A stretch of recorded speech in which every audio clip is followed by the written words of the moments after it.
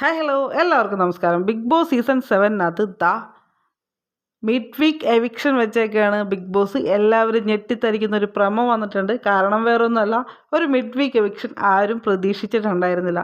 Season 7 ആയതുകൊണ്ടും ഇത് 7ൻ്റെ പണി ആയതുകൊണ്ടിട്ടും എല്ലാവരും വിചാരിച്ചിരുന്നത് ഈ 7 പേരും ഫിനാലയിലോട്ട് എത്തും എന്നുള്ളതായിരുന്നു. കാരണം എന്താ, ഇനി 3 ദിവസം മാത്രമേ ഫൈനലിൽ ഉണ്ടായിരുന്നുള്ളൂ. അവിടെയാണ് ബിഗ് ബോസ് ട്വിസ്റ്റ് വെച്ചേക്കുന്നത്. എല്ലാവരും ഗാർഡൻ ഏരിയയിൽ വന്ന് നിൽക്കുന്നുണ്ട്. 7 പേരും വന്ന് നിൽക്കുന്നുണ്ട്. അവിടെ ഒരു ബോംബാണ് വെച്ചിട്ടുള്ളത്, ഒരു കളർ ബോംബ് എന്നാണ് ബിഗ് ബോസ് അനൗൺസ് ചെയ്തേക്കുന്നത്.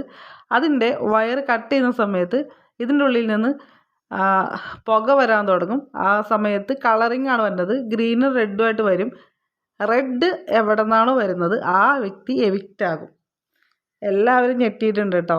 കാരണം ഇന്നലെ രാത്രി ബിഗ് ബോസ് 7 പേർക്കും അഭിനന്ദനങ്ങൾ പറഞ്ഞിട്ടുണ്ടായിരുന്നു ഫൈനലിൽ എത്തിയതിന്. അപ്പോൾ 2 പേര് എവിക്റ്റ് ആവുമോ അല്ലെങ്കിൽ ഒരാളാണോ എവിക്റ്റ് ആവുമോ നമുക്കിപ്പോഴും വ്യക്തമല്ല. പക്ഷേ ഈ എവിക്ഷൻ കഴിയുന്നത് കൂടി ആ വീട്ടിൽ നല്ല മാറ്റങ്ങളുണ്ടാവും.